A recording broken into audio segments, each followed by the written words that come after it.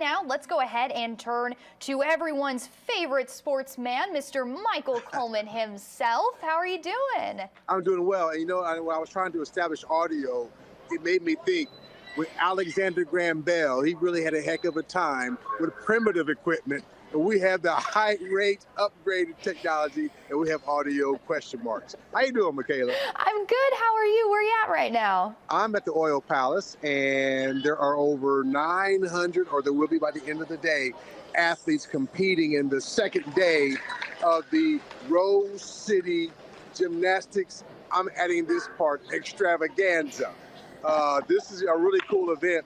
And one thing I'm noticing that if a lot of parents have their cameras out with their phone, and this will probably be the most practical use of their phone all day, is capturing the moments of their loved ones here at the Oil Palace. But this is a really cool event. Let's see if I can try to turn my picture around to see. Yeah, boom. Oh, Alexander Graham Bell, we got you beat. So what you're looking at is a young lady on the beam. And this is live. This is going on right now, folks. Let me kind of pan and show you some of the fans that are here. Oh, wow. You can make out of that. Go back to the young lady on the beam.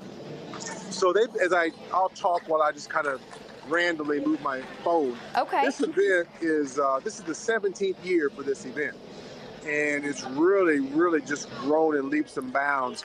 It's one of the more prestigious gymnastics event, not just in the state of Texas, but also throughout the country.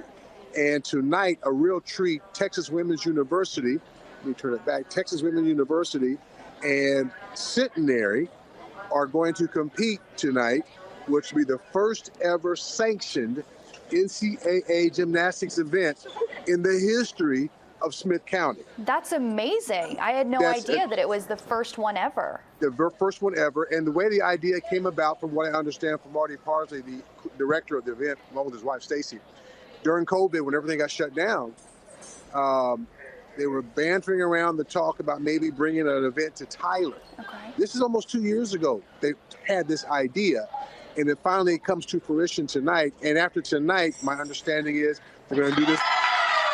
The crowd. There's the crowd. That's for you. That's for you. Thank you, everyone. East Texas Now weekends. And after tonight, this event is going to be a mainstay. They're going to have future NCAA sanctioned gymnastics events. It may be between the two teams that are playing tonight, or maybe between other schools in the future. But it's a great idea, and it adds some freshness to an event that's 17 years old. We have some B-roll of day one. It began yesterday. Let's take a look at that. This is yesterday, the big welcome sign. Oil Palace is right here on Highway 64. You can't miss it, just maybe a couple of miles outside of Tyler. But the young ladies yesterday, some of the younger ones, participated. And this is like when you're a young athlete like this, the first time you get graded on anything you do physical. Something that you did physicality-wise. Absolutely. It's the first time you get judged on that. And you hope that they can learn from it. Not everybody can be a 10 or whatever the score is they desire to be, but this is the age where you teach them, and if you want to be among the top, you have to work hard, and you have to adjust to whatever shortcomings you may have. Now, back to the NCAA event. I spoke with Martin last night, and he's like, yeah, this is the spot we want to be, is having an NCAA gymnastics event. Let's hear what he has to say. We kind of been talking about it for a while, and it became a discussion between myself and the two head coaches, and the fact that they're in the middle, and we would put it on for them and make a nice little meet after the craziness of COVID. Some of the schedules have been turned upside down, and they were like, hey, let's go for it and see what happens. And so it's looking like it's going to be a mainstay for our event from now on. I mean, it sounds like this is a family that really is very excited and very passionate about giving this opportunity to all of these athletes. Well, and Martin used to be he still is a coach. And I know his wife, Stacy, I believe, is also a competitor. So they know for what they talk about.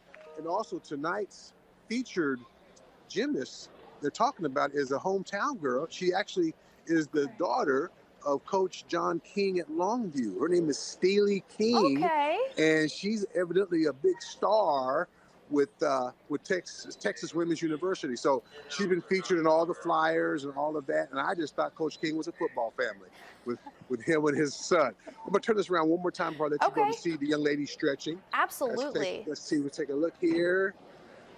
There they are, right there, limbering up. That is I've never so been this limber impressive. before.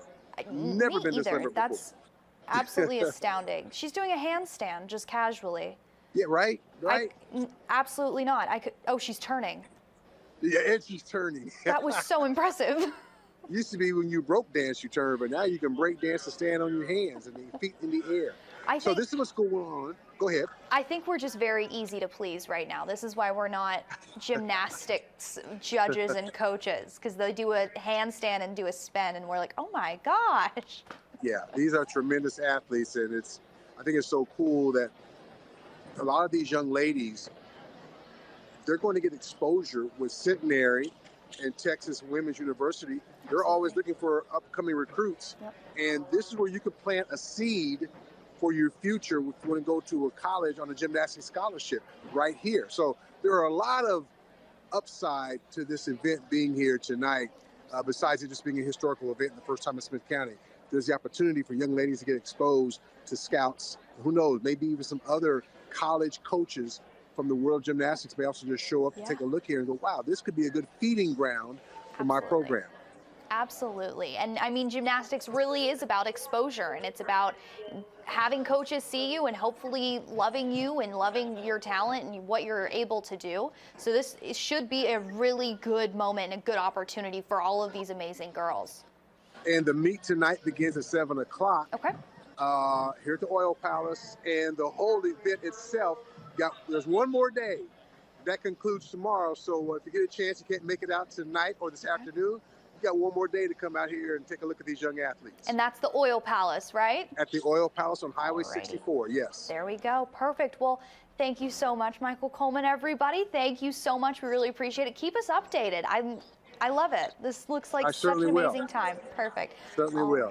Thank you so much. All righty. Okay, bye-bye. Bye.